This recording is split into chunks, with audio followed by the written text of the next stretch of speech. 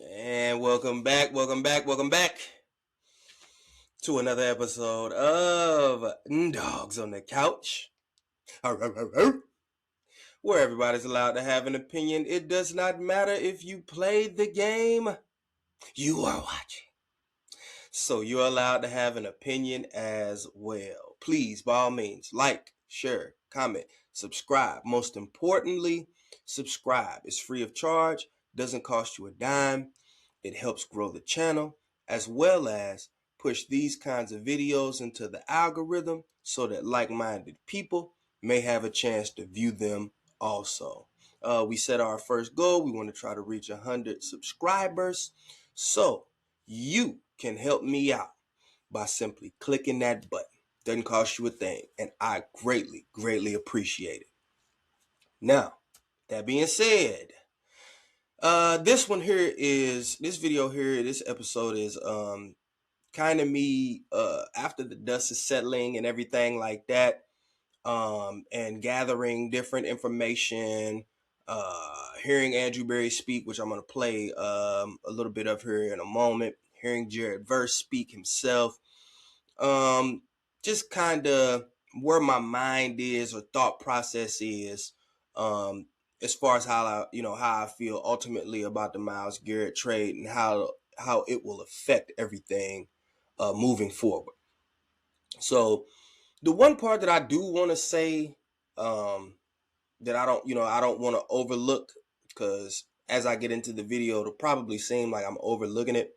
The main thing that I believe I want to acknowledge and maybe come to grips with, and maybe this may resonate with some other individuals as well.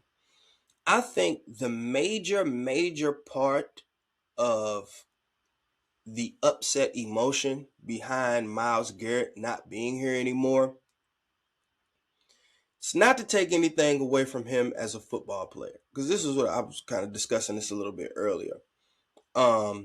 It's not to take away from him as a football player, mainly pass rusher. Mainly pass rusher.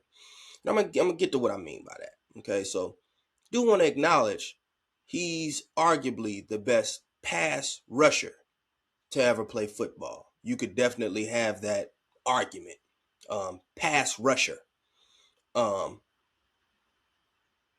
so I do want to say that, but I think the major part of the upset, the upset feeling, with his departure, for me, I'll say for me, it was really more. It was more of the aspect of that's the turnstile. You know what I mean? Like when you buy the ticket, even if, the Browns are terrible as a team, well, at least you can buy the ticket to, I'm going to see Myles Garrett, so to speak. You know what I mean? It's like in the NBA. If you got a team that ain't too good, not expected to do too much, Dallas Mavericks. All right, well, when you buy that ticket, you signing up to go, I'm going to go see Cooper Flag. That's your turnstile guy, if you will. Because Shedeur Sanders was a fifth round pick, he's not necessarily 100%, viewed as a turnstile guy yet. Merch seller, yes. But turnstile guy, overall, that's not the overall consensus for him at the current moment. Whereas with Myles Garrett, I believe that is the overall consensus, for that guy. We'll show up to see how many sacks does he get today.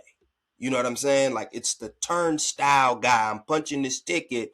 So I know even if the team isn't any good, I got a chance to see something phenomenal out of this guy in specific. So because of that, it's worth the price of admission.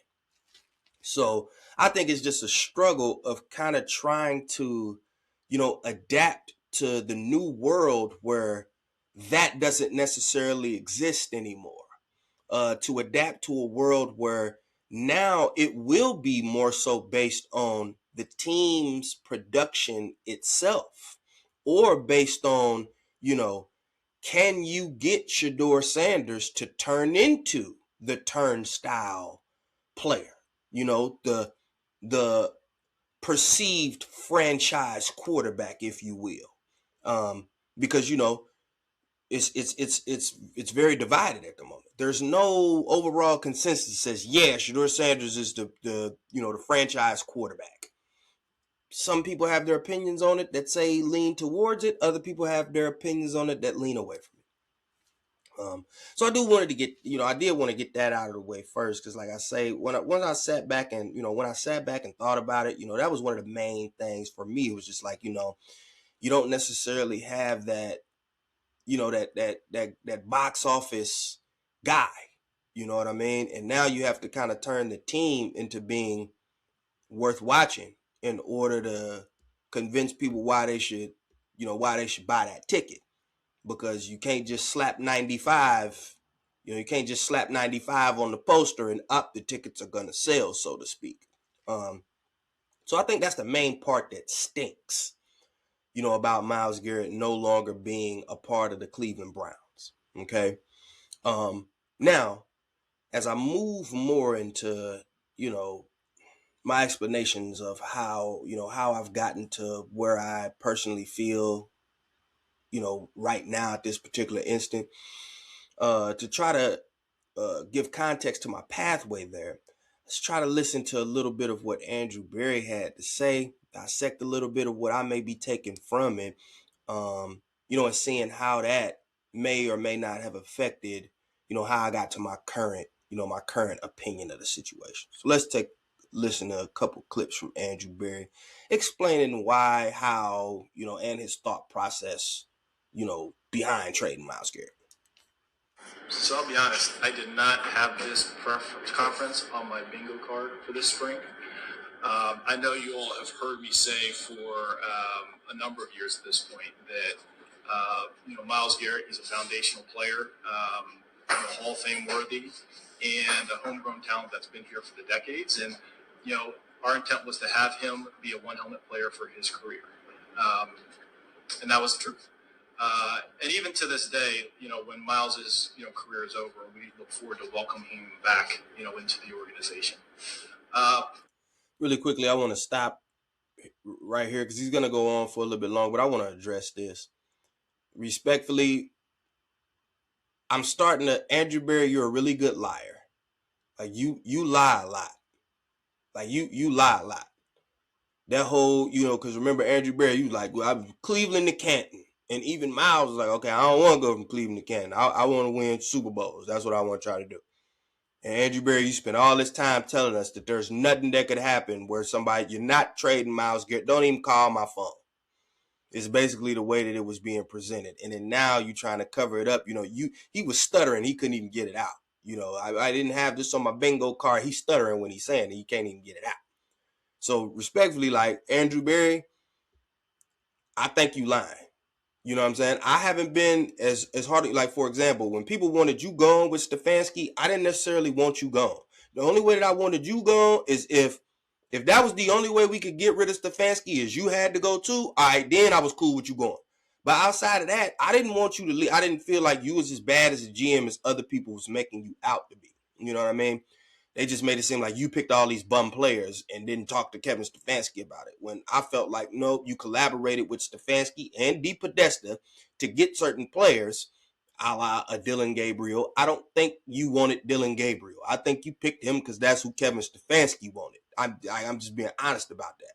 So I didn't give you as bad of a rap as other people did. But respectfully, when other people have called you a liar in the past, I'm like, nah, well, this is what they talking about. Like you lied.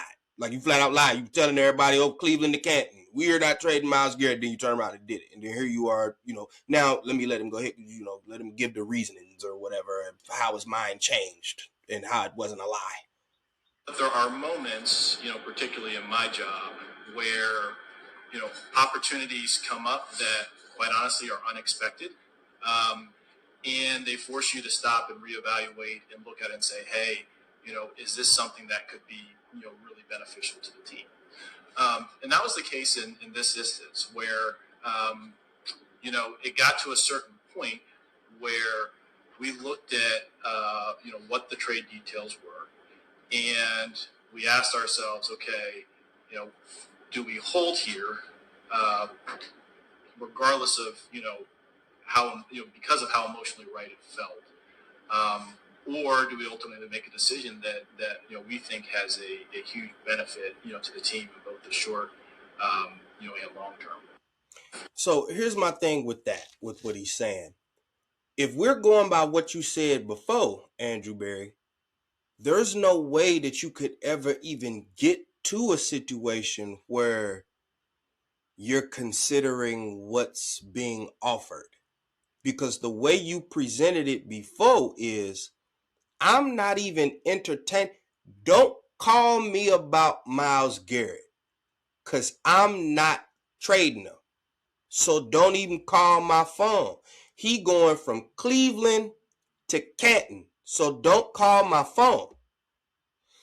So Andrew Berry, you a liar. You lied. And then not only that, when he's saying like, well, in this profession, there comes times where, certain things happen and certain situations present themselves and et cetera, et cetera. It's like, okay, well, if you know that about the job and that's what entails in the business that you in, why didn't you just say that before when you was asked about trading Myles Garrett? Why wouldn't you just say then, well, listen here, we don't have any current intentions on trading Myles Garrett. But in the business that I am, with the job that I have a due diligence to my job that's required for me to at least see if something, if there's an offer that's being presented to me that I just absolutely cannot refuse. One that will both benefit us now as well as going forward, maybe slightly better than just having Myles Garrett. Now, that's going to be a hard task for another team to be able to complete, but if somehow they could complete that, then I guess that's a world where we could consider Myles Garrett being traded. However, at the current moment, that's not what's going on. That's an easy way to say that. That's an easy way to get it out and still just be truthful. And still say, well, at the current moment, no, we don't have any intentions on trading Myles Garrett. But I do want to say that y'all do understand what my job is, right? I'm the GM. So my job is to always look at what's best for the team. And if there's ever a chance where something is presented to me where I feel like it's better for the team as opposed to just keeping Myles Garrett, well, then and only then would I consider possibly trading Myles Garrett. But it would have to be something that I personally feel like is just knocking my socks off. If it's not that, well, then I'm sorry. I mean, we're talking about Myles freaking Garrett here. Like, it's an easy way to be honest and to still not ruffle the feathers of a Myles Garrett and make it feel like you're shopping them. You know what I'm saying? Because if you word the verbiage the right way, kind of like that, like kind of like I just did, there's no, there's no slight in that. It's like you can easily be like, man, we talking about Myles freaking Garrett here. So if you want to mortgage half your team or mortgage half your draft picks for the next 3 years or whatever, what have you, if you want to do that and give me the players that I want for Myles Garrett, well, I'm pretty sure Myles Garrett would even understand in that instance that I had to do what I had to do. They offered me way too much. It's nothing personal. It's just my job as the GM. That's what my job as the GM is to do. Is to make the moves that I feel like is the absolute best possible move for the team at that particular junction. That's what my job is. It's nothing personal. Because again, if we talking, if it's so much about interpersonal relationships and emotion and all that other crap, why y'all get rid of Nick Chubb? Nick Chubb meant more to Cleveland than Myles Garrett. Nick Chubb was revered and loved much more than Myles Garrett. Myles Garrett was, more loved for the sacks, if you will. Nick Chubb was loved both because he was a phenomenal running back, the best running back the Browns have had since Jim Brown, as well as his attitude, his personality, what the city felt like he represented. The city felt like he embodied what the city was, which is Get your lunch pail, keep your head down, do your job, go to work, go home. I'm a workhorse. I keep my head down, ain't nothing too flashy. I'm not over the top with it. Head down, I'm finna work hard, I'm finna do my job and go home. I'm about to carry my lunch pail. And that's what, blue collar. That's what the city felt like Nick Chubb embodied. And y'all ain't had no problem doing that man dirty to re-sign Jerome Ford. And where's Jerome Ford at now? Where's Jerome Ford? Where's Pierre Strong? They're not on your roster. So again, like this idea of, the emotional aspect, we was much more emotionally tied to Nick Chubb than we was Myles Garrett, and y'all got rid of him. So ultimately, Andrew Berry, you got a job to do, and your job is your job. So the same thing that you saying now, you could have simply said that then and still not ruffled no feathers or made it seem like you was shopping Myles Garrett. It's like, I ain't shopping Myles Garrett, but if somebody called a phone and just blow my socks off, well, then I gotta listen. I gotta entertain it. How do I not? If I don't, then I'm not doing my job. That's real easy. That's real simple. It ain't got nothing to do with Myles Garrett. Myles Garrett is the man. That's why I'm saying you about to have to mortgage half your country, half your city, if you want to get him. That's an easy way to put it. But instead, he wanted to spend, like he was spinning a specific narrative for us and then trying to make it seem like you wasn't lying when, well, you was. Because if it was from Cleveland to Canton, it never would have, you would have never picked the phone up to even hear what they was offering to begin with. If Myles Garrett is not being traded. So for starters, you lied about that. Now, let's hear what he's saying, what the criteria was that he was looking for if there was to come a time where he was trading Myles Garrett. Let's see what his criteria was. I'd always told myself that if, we were ever in a position where we were going to trade Myles, three things would have to be true.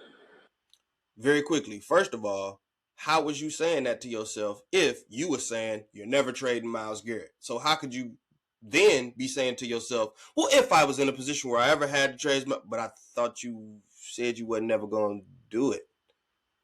All right, go ahead, Andrew Berry. Number one, it would have to have short and long-term benefits. Number two, as part of the trade, a young, cost-controlled star at a premium position would have to be included. And the third piece is that there would have to be a premium draft. So respectfully, he said three things, but those three things are essentially the same thing. Because, basically what you were saying is, we got to have a player that we really feel like is a star. He might not be as good as Myles Garrett, but he got to be nice. And we need premium draft capital. He tried to turn it into three different things. It's really only two things. You need the premium draft capital, and then I need a player that's a stud. He might not be Myles Garrett, but I need a stud, though. He got to be the man in some type of aspect, in some way, shape, or form. And then I also need the premium draft capital. Like, that's what I need as well. Let me let him keep talking. And there's a very small set of, deals that really satisfy those constraints.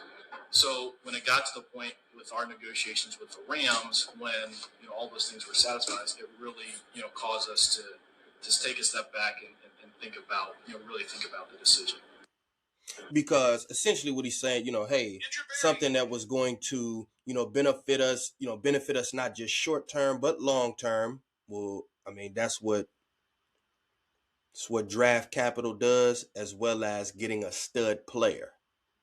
So when you mentioned the player and the draft capital after that, well, I mean, you're saying the same thing. You're just trying to stretch it into three things. It's the same thing. If you get the stud player and then you get the premium draft capital, well, then that's precisely what making a trade that benefits you both now and going into the future is. That's precisely what it is. So you're saying the same thing, basically, Andrew Berry. You're just using, alphabet cereal to make it sound more complicated than what it really is really all you're doing. You're just trying to use your Ivy League alphabet cereal mumbo jumbo to try to make it more complicated and more sophisticated than what it really is. You needed a stud player, and you wanted premium draft capital. That's usually how it goes when you're trading a star. That's usually what people are looking for in return. They're either looking for a plethora, just a plethora of picks. If they're not gonna get a player back, then I need 3 first-round picks then if I ain't getting no player back. Because I'm not getting a player back. You getting somebody that's already proven. So I need to get all these picks so I can have a good shot at getting somebody back who's proven, because I'm giving you the person that's proven already. So, if they're not going to give you a player back, okay, well, then I need 3 first-round picks, okay? But if they give you a player back, that's when you can be like, all right, well, maybe 2 first-rounders in the second round, or, the player and then the first round, maybe 2 seconds in the third, something around there. Another thing, when he said premium draft capital, well, I'm going to just be respectful, Andrew Berry, because it's a lot of stuff that you done did that you've been cooking on, and I give you credit for, but I'm going to be honest. This one, I still don't think you was cooking. Because when you say premium draft capital, I don't think what you got was premium draft capital, okay? You got a first-round pick that's going to be later in the draft. I don't know what, maybe pick 26 is maybe where you'll pick at with that first-round pick. Pick 26 maybe? And then you get a second and then a third. If you're asking me, that's not premium draft capital. Now, if you had got that first round pick, 2 second round picks, and then a third, maybe I'm with you. If you had got Jared Verse and 2 first round picks with nothing else, I would have been with you on that one. You got premium draft capital. But, a first that's going to be late, and then a second and a third, I don't personally consider that premium draft capital, especially when we watch, the price tag for Micah Parsons be slightly higher than that. What it costs to get Micah Parsons, it costs just a tad bit more to get Micah Parsons than it did to get Myles Garrett. So, that one I'm not necessarily with you on, Andrew Berry. I don't think you got premium draft capital, in my personal opinion. Okay? So, again, here, when I was, just, again, listening through a lot of the stuff that, he had to say about it, it kind of, some of it that he was saying kind of had my antennas raised up a little bit, where I was kind of just like, well, man, you doing some lying here, man. And now I can see why sometimes people don't necessarily be on you. Like they, pause, they don't necessarily rock with you all like that.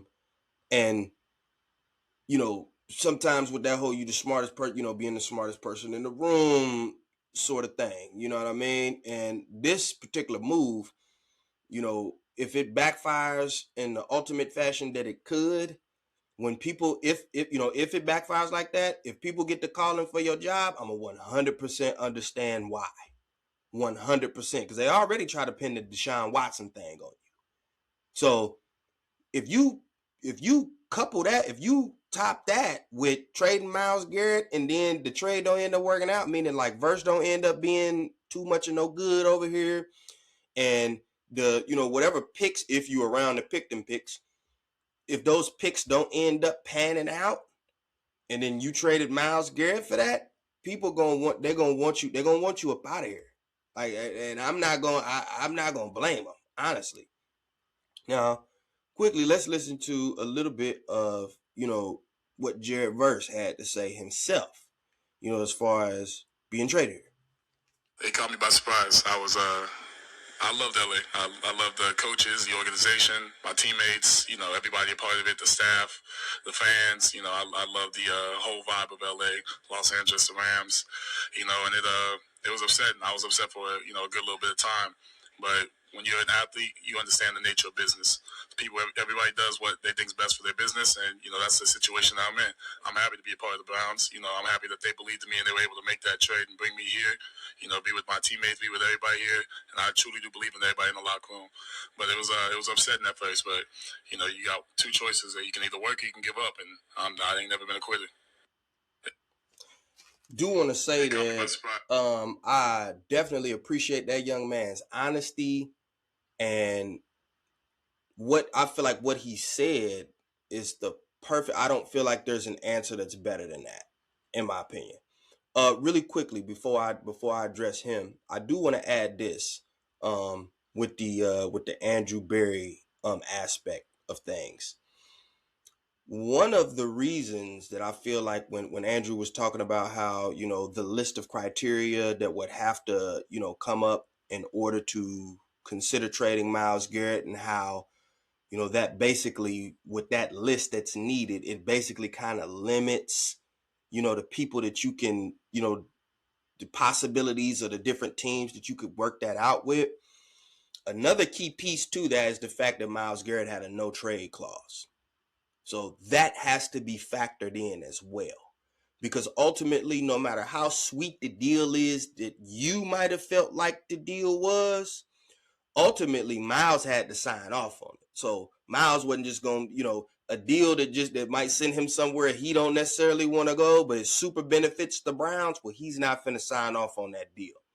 So respectfully, Andrew Berry, there was a little bit of give and take with all of that, because that might have been the reason that you wasn't able to get another first round pick or something like that. It's because of the fact that the Rams is like, well, look, buddy, this is the best we could do, man, because essentially Myles Garrett got a no trade clause as is. So you might as well pull the trigger on this one. You might not necessarily get, because the people that you would get, 2 or 3 first round picks from, Myles Garrett not going to want to go there. He'll want to come here. If I am mistaken, his wife or his girl or something like that is there. So we know he'll want to come here. So, hey, Andrew Berry, if you're going to think about making a move, you might want to make the move. Yeah, I'm going to get back to that later. But with Jared Verse, I really appreciate that young man's honesty. I feel like he gave a perfect answer, in my opinion, because he kept it real. That's one of the things I love about Todd Monken, okay? I can tell you the truth and still kind of flirt with the line of being politically correct. Because he told you, hey, man, I love LA. I love being there. I love the vibe, love the city, all that. You know what I'm saying? Of course, he loved the team. Had to. It's a winning football team. Because remember, I was saying on the last one, I'm like, man, you got to hope that this guy, because if I'm him, I'm like, oh, my God, I just got traded to the Browns. Are you kidding me? I'm going from the Rams to the Browns? This is a nightmare. This is a nightmare. Wake me up when it's done. What is this? You know what, man? I need a moment. Everybody get out. Leave me alone. I need a moment. I'm to the Brown. I'm going to the Browns? And it's not like I'm going there to team up with Myles Garrett. I'm going over there. Now they're going to be expecting me to replace him? Oh, my God. Oh, my God. And I'll be hearing how they be talking about Shador and all this other crap. So if I go over there and I don't get no sacks now, everybody might be talking crazy about me. You know what, man? I need a moment, y'all. That's how I would feel.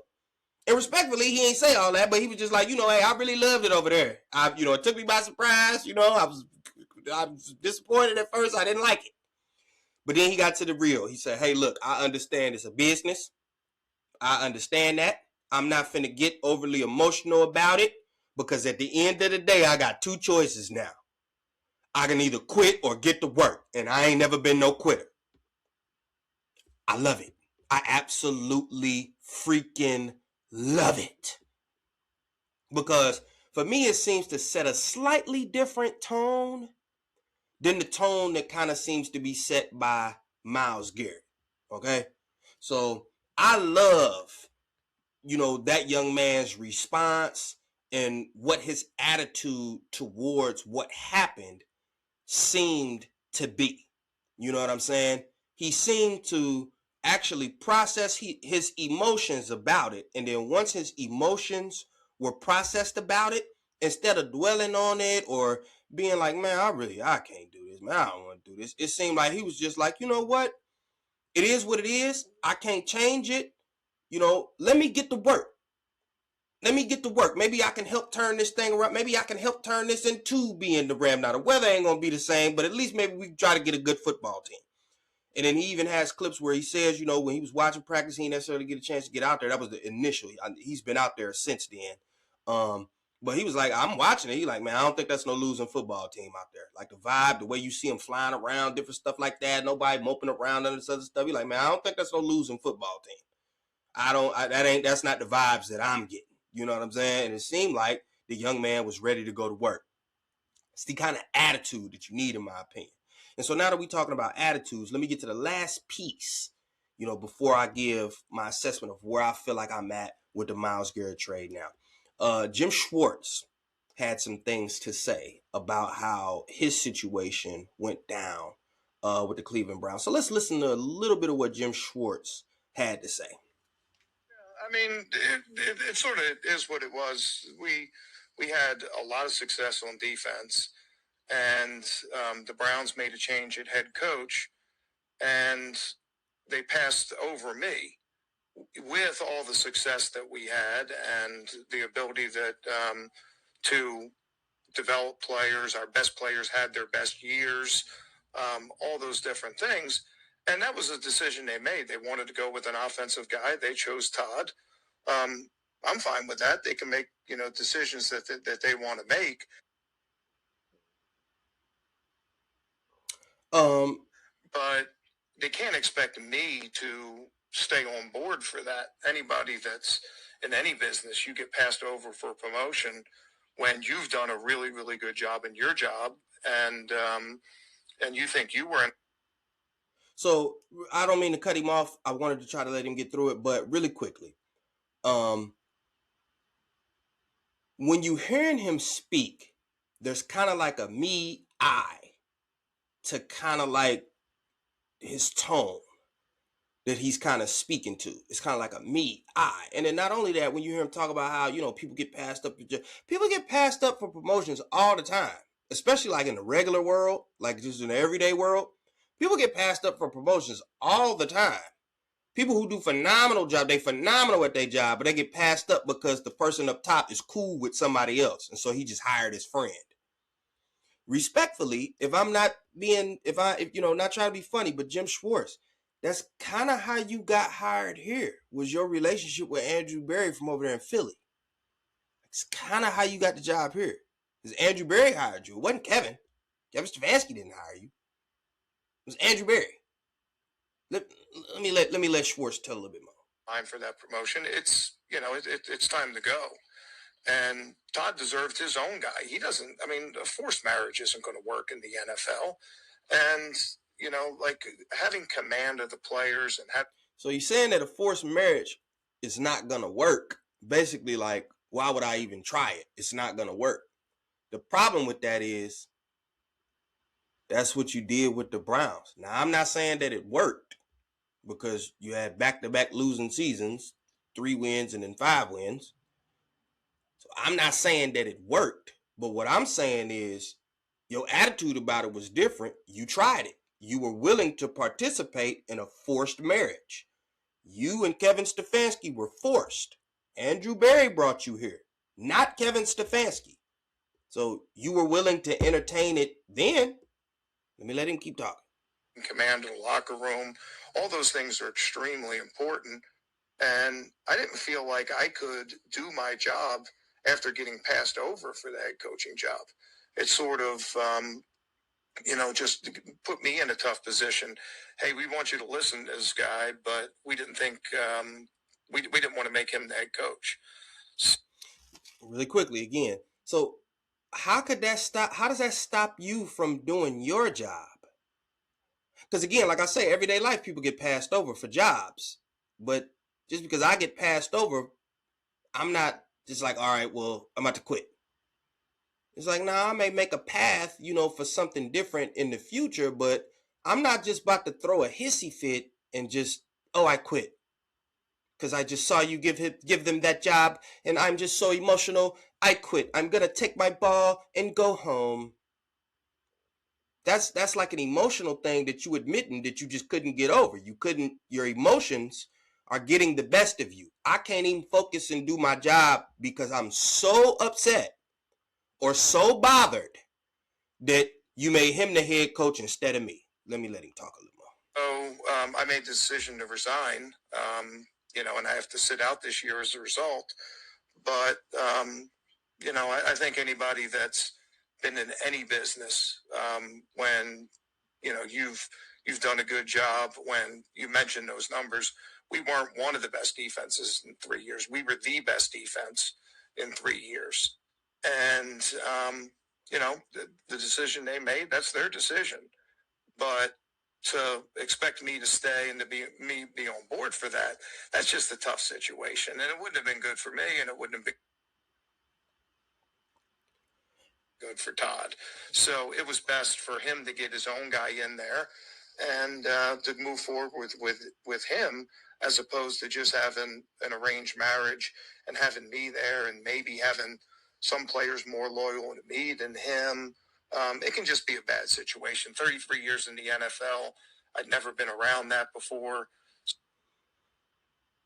You've been around forced marriages before. Whether they end up working or not, that's how you got with Kevin. And then, respectfully, because he only got a little bit left, we don't even need to hear the rest of that. Because the main point that I found interesting in what he was saying, he made mention of how some players may be more loyal to him than to Todd. When he says that, do you know the player that comes to mind first that I might think he could be referring to? Myles Garrett. Now, of course, this is all my personal speculation, okay? I'm just putting pieces together. It's the only thing that I'm doing. Putting pieces together of what everybody's saying and just trying to use comments just to add it up. If it's a player, because the player who was pounding the table the most for Schwartz to be the guy is Myles Garrett. And so then you got Schwartz coming out saying like, oh, well, you know what I'm saying? Like, well, I don't want players being more loyal to him than they are to Todd. When Todd became the head coach, who's the person that everybody kept asking had Todd had a chance to talk to and he hadn't talked to? Myles Garrett.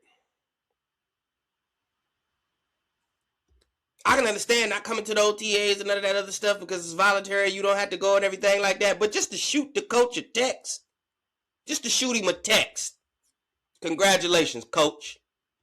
Can't wait to see you when everything is mandatory. I'll be there when it's mandatory, but I got to do what I normally do. But I see you. I see you when it's mandatory. I'll see you when I get there. But congratulations, coach. Well, no, none of that. Hadn't spoke to the man. None whatsoever. So again, when he making that comment, the first person popping in my mind, Myles Garrett. So now that brings me to where I'm at with it now. I feel a lot differently about it now than I did initially. You know, initially I was just like, man, what the heck are we doing? Now, to a certain degree, I still have that because, again, we don't have the turnstile guy. And that's one thing that you could look for. When you think Browns, you could just slap 95 on there. And it's like it's a good representation of the Browns. You know what I mean? You got at least one guy. Well, now that's gone. Yes, that definitely sucks. But what I think can potentially happen here, because it seems like we're trying to reset the culture of the Browns. Seems like we're trying to rid ourselves of a certain culture that may have, manifested over the past 6 years. From the coaching staff and regime that we had down to maybe certain players, including a Myles Garrett. Because, I'm a firm believer in, leading by example. However, there are some cases where maybe you do need a vocal leader, if you will. And that was one of the things, that was one of the knocks on Myles Garrett. It's not necessarily the vocal leader. But when you looked at the production on the field, it's like, bruh, why do we got to say anything? Like, he's leading by example, which I get that. But in some instances, sometimes you need to be vocal to help set the tone, to help establish a certain type of culture and different things like that, if you will. Even just listening to the way Jared Verse was speaking, in just his initial talking about how he got here and what he felt about it, I like the way he was speaking. Like, I like what was coming out of his mouth. Like, I like pause. I like, the way he was presenting himself. It sounded like a leader, if you will. You know what I'm saying? It sounded like someone who, like, look here, man, I could cry over spilled milk or I could get to work. I'm about to get to work.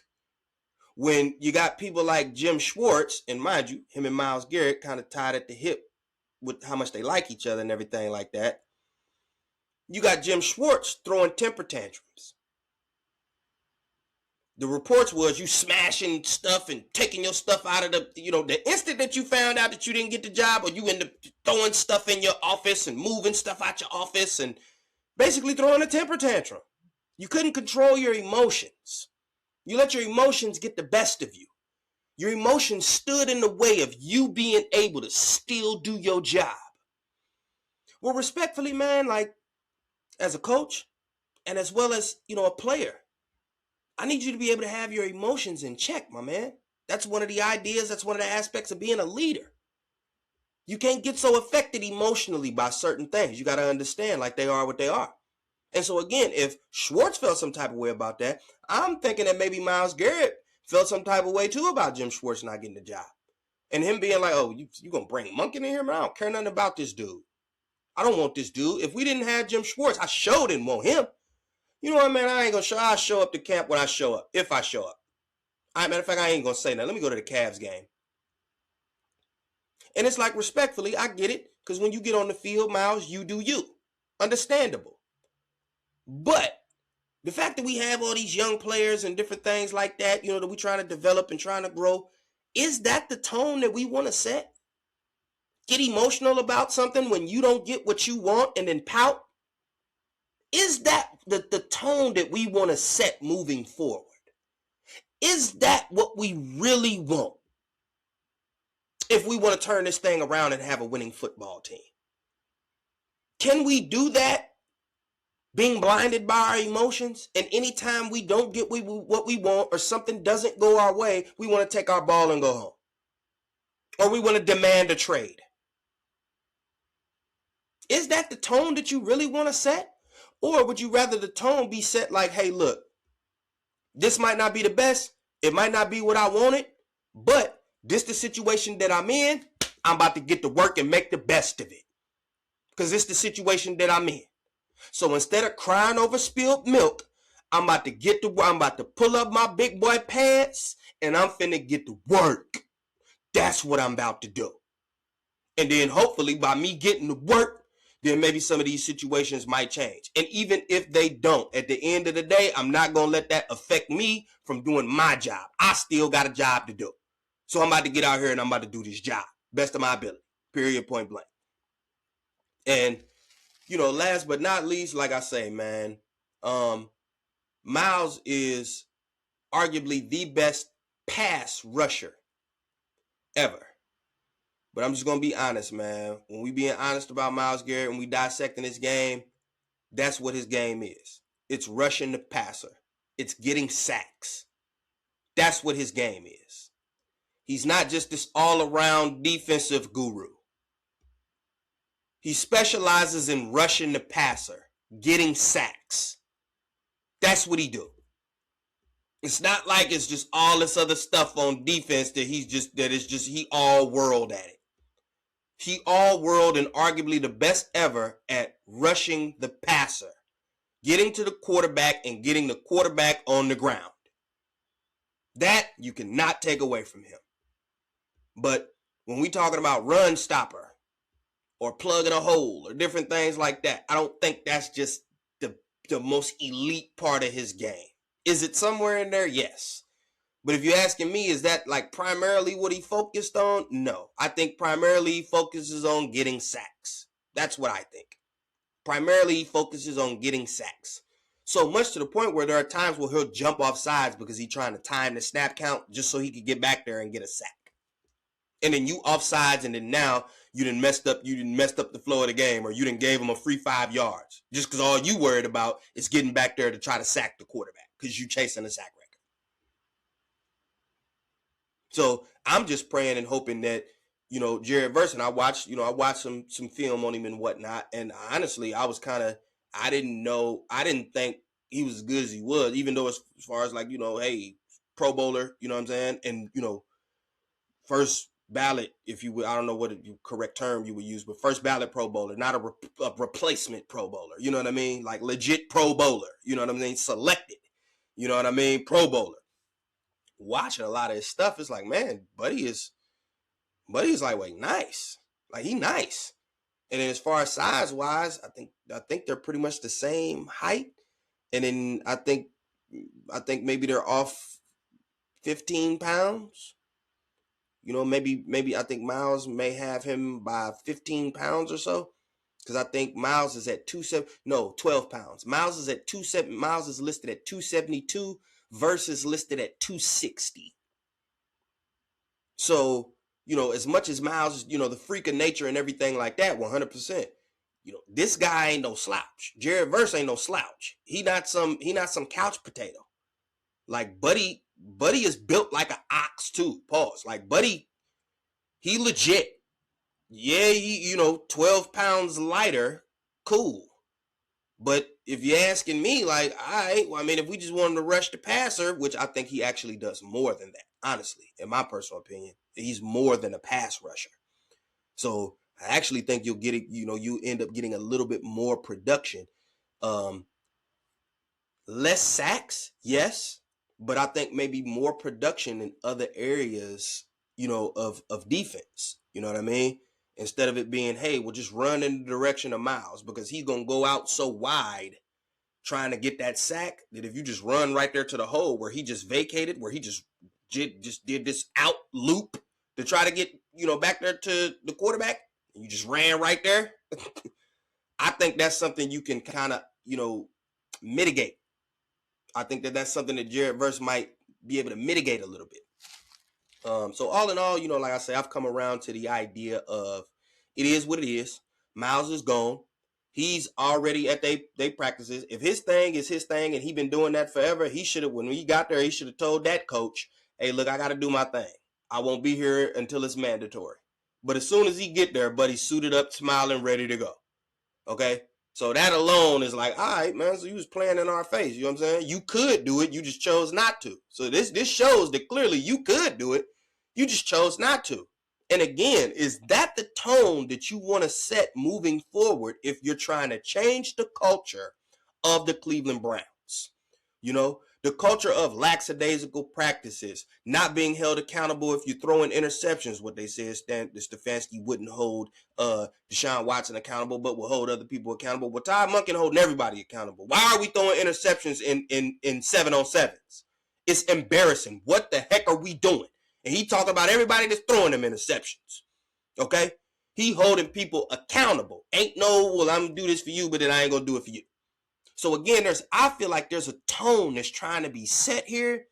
And I think that the Browns is kind of like, hey, look, if you're not on board with what we doing, trying to change this culture and setting a certain tone, we'll part ways. We'll find a way to part ways with you, one way or another. And respectfully, that portion, I cannot be mad at. I cannot be upset about that. The only thing that's left is for it to translate onto the football field. So, all in all, Browns fans, it hurts. It does. Don't want to take that away. I don't think it'll ever stop. Just stop hurting or just won't hurt. But if we can see a new culture come in, and we can have a group of guys where nobody demanding trades and people not getting upset and getting in their emotions and throwing temper tantrums and storming out of the room because they didn't get what they want and all that other type of crap. If we can create a certain culture where it's about coming to work, doing your job, and holding everybody accountable, and this is how we're going to win these football games, and then it actually translates to the field, then in that case, I think it was worth trading Myles Garrett away. Dogs on the couch, signing off.